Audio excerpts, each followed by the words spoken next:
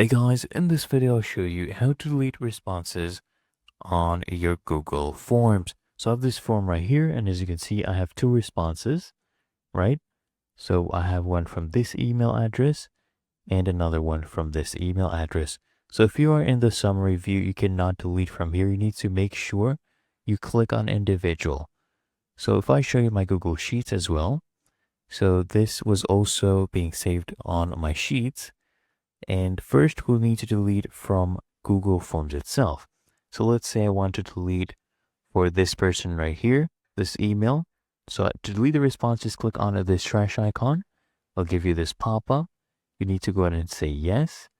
But once we delete it here, it doesn't automatically update on your Google Sheets. So we need to manually delete this as well. So come here on this row and right click. Okay. Once we right click, I want you to click on delete row. There we go. We have deleted the response from both Google Sheets and Google Forms itself. And it's really that easy and simple.